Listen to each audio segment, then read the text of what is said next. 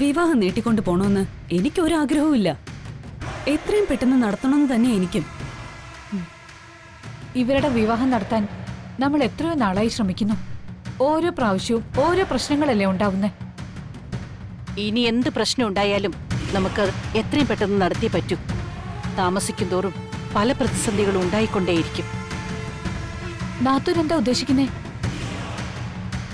ഗംഗയും ജാനകിയമ്മയും മഹിയുടെ വിവാഹാഭ്യർത്ഥന നിരസിച്ചെങ്കിലും നമ്മളത് അത്ര വിശ്വാസത്തിലെടുക്കണ്ട. അതെന്താ ആന്റി? ഗംഗയ്ക്ക് നല്ലതെന്താണെന്ന് ജാനകിയമ്മ ചിന്തിക്കാൻ തുടങ്ങിയാൽ ഒരുപക്ഷെ നകുലിനെ ഒഴിവാക്കിയേക്കും. നകുലിനൊരു ഫ്രോഡാണെന്ന് തെളിയിക്കാനുള്ള എല്ലാ ശ്രമവും മഹിയുടെ ഭാഗത്തുനിന്നും ഉണ്ടാവും. മഹിയെ കൊണ്ട് അത് തെളിയിക്കാൻ സാധിച്ചാൽ ജാനകിയമ്മ വാക്കുമാറും. അങ്ങനെ മാറിയാൽ തകരുന്നത് നിന്റെ ജീവിതവും സ്വപ്നങ്ങളും ആയിരിക്കും ശ്രേയ. ആന്റി പറഞ്ഞത് 100% കറക്റ്റാ. മഹിയുടെ നകുലിനെ കുറിച്ച് അന്വേഷിക്കാൻ സാധ്യതയുണ്ട്. സാധ്യത ഉണ്ടെന്നുള്ളതല്ല ശ്രേയ, മഹി അതിനുവേണ്ടി നന്നായി പരിശ്രമിക്കുന്നുണ്ട്. എന്തോ ഭാഗ്യം കൊണ്ട് മാത്രമാ നകുല് പിടിക്കപ്പെടാതിരിക്കുന്നെ. മഹിക്ക് എന്തെങ്കിലും ഒരു തെളിവ് കിട്ടിയാ അതോടെ എല്ലാം തീരും. അതാണ് ഞാൻ പറഞ്ഞത്, എത്രയും പെട്ടെന്ന് നിങ്ങളുടെ വിവാഹം നടത്തണമെന്ന്. നമുക്ക് ആഗ്രഹമില്ലഞ്ഞിട്ടല്ലോ, ആ ഗൗരി സമ്മതിക്കണ്ടേ?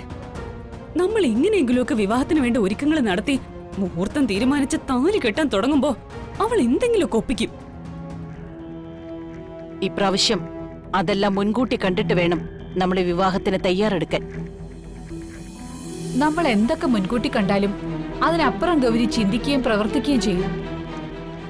അവക്ക് സാധിക്കാത്തതായിട്ടൊന്നുമില്ലല്ലോ, അവളൊരു പിശാചല്ലേ. പിശാചിനും പരിമിതികളുണ്ട് നാത്തൂനെ, അത് നമ്മൾ മുതലെടുക്കണം.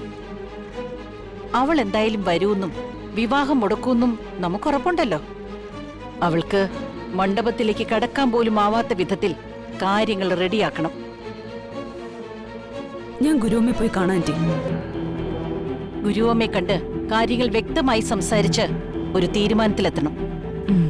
വിവാഹത്തിനാണ് മുൻതൂക്കം. എനിക്ക് മനസ്സിലായി ആന്റി. എത്രയും പെട്ടെന്ന് ഈ വിവാഹം നടക്കണം.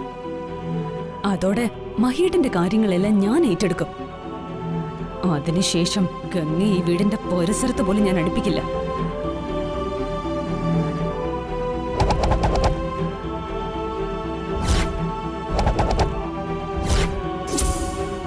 ഗംഗ ഇവിടുന്ന് പുറത്താക്കാൻ കല്യാണം വരെ വെയിറ്റ് ചെയ്യണ്ടെന്നാ എനിക്ക് തോന്നുന്നേ.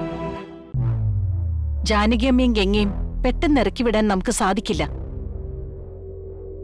മഹിയും ആളുവും അതിന് സമ്മതിക്കൂല. വിശ്വേട്ടനും അനുവാദം തരില്ല. നകുലുമായുള്ള വിവാഹം കഴിഞ്ഞാൽ ഗംഗ പോയിക്കൊള്ളും. അതൊരു സ്വാഭാവികമായ കാര്യമാണ്. ആ വിവാഹവും നമുക്കുടനെ തന്നെ നടത്തണം. അതിനും തടസ്സങ്ങൾ ഉണ്ടാവാതിരിക്കാൻ ഗുരുവമ്മയുടെ ഉപദേശം തേടണം.